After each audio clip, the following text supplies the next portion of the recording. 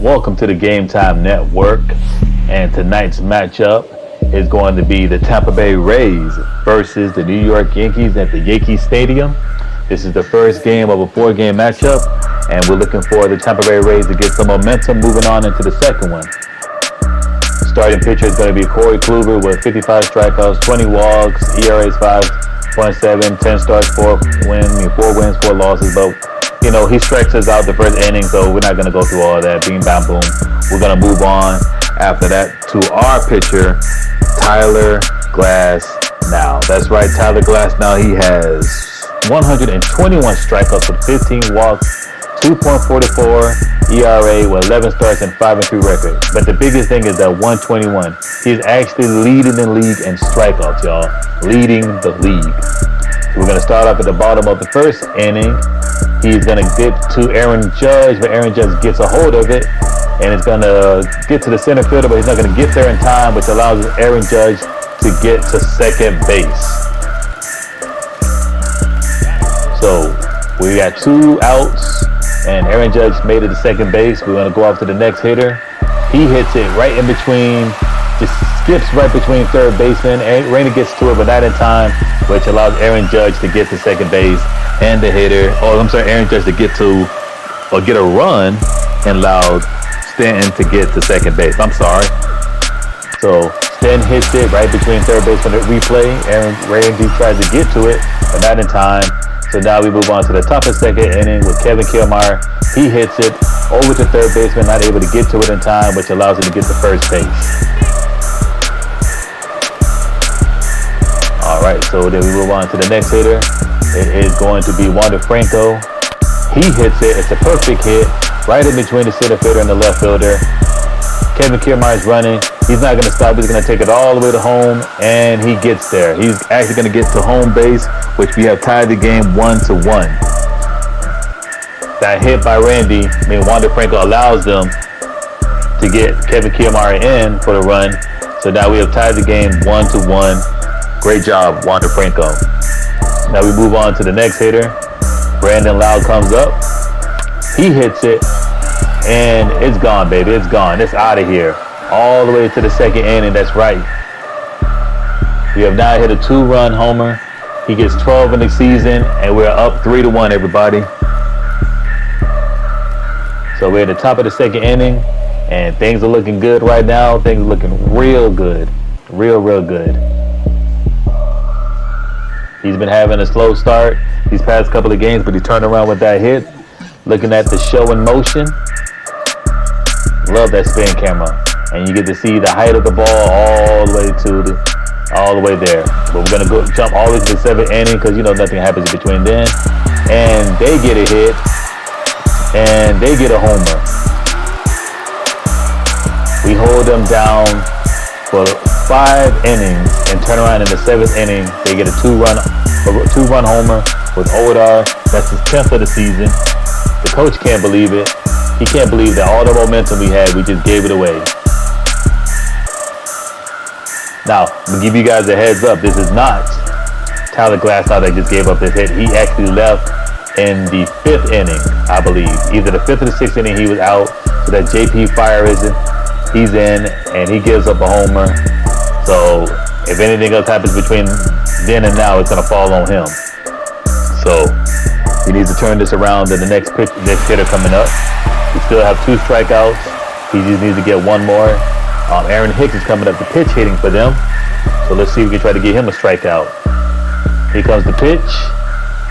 He hits it, and it's gone. It's in the exact same spot that the last guy just hit. He gets his solo homer. That's the second one of the season.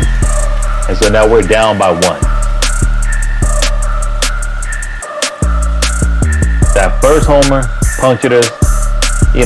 Wasn't too bad. They tied the game. Now we're starting to bleed with this second homer. And we got to find a way to stop the bleeding. Not bleeding too bad, but you can see you kind of leaking a little bit. You're leaking just a little bit, with that second homer. So let's see if we can turn it around. I'm actually going to take him out due to that. So Peter Fairbanks, who's our closer, he's going to come in way sooner than he wanted to. He wanted to come in the ninth, but I wanted him in the ninth. But He had to get him in now, man. So JP had to be sat him down. He couldn't finish the game, so now here comes Peter Fairbanks, try to take over. He throws a pitch, and his hit goes right between the center fielder and the right fielder.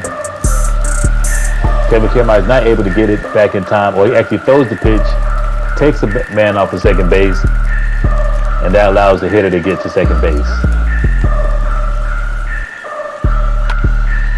So, yeah, we're still in trouble right now. We're still leaking quite a bit, but we can plug it up. We can plug it up with just one more strikeout. We just need one more strikeout, and we can plug it up. All right, coming up is Gio Urshela. He's been striking out the last time he's been on the plate. So let's try to get this. Let's try to make this guy be the one to plug out.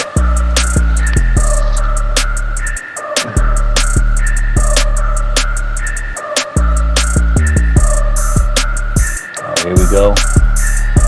Peter Fairbanks hits it, and it's gone. He just gave up a home run, so now we're practically bleeding all over the place now. That's a 2-run homer for them, and that's his 9th of the season. So we practically just gave up 5 runs in 1 inning. All that momentum we had from the 1st to the 6th, we just literally gave up in 1 inning. And now we're down by 3. So this is definitely not looking good for us. We were able, after this homer, to stop the bleeding for the most part, but it's still not looking good for us. So they're going to bring in their closer, Chad Green. He's played 17 games, record 0-0. Saved 13. He's not too bad. He's a closer, so he's just coming in to make sure everything just stays intact. But we got Brandon Loud coming up, and he's gonna hit the ball. Where it's gonna go is gonna go all the way in between second baseman. He's able to get to it, which allows him to get to first base. So that gives us just a slight bit of momentum to try to start making a run. All we need is 2 people to get on base, and here comes Randy to come up, and he hits it, and it looks like that's going to be the one that's going to do it for us, but it's not enough power, and Aaron Hicks, it's not Aaron Hicks, I'm sorry, Aaron Judge is able to get under it and get us out. So that's our first out of the inning. So I decided to bring in our pitch hitter, and it's going to be Nelson Cruz. He's been sitting these past couple of games. I kind of just use him only for pinch hitting. So right now we need him. And he swings and he misses. He gets striked out. So he's going to go sit down and think about what he's going to do for the rest of his night, because that's just hurt. One of your big hitters comes in and he's not able to do anything. So now we have to call on the second big gun, which would be Mike Zunino.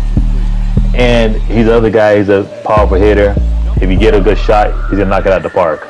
So let's see what he can do. This is our last hitter.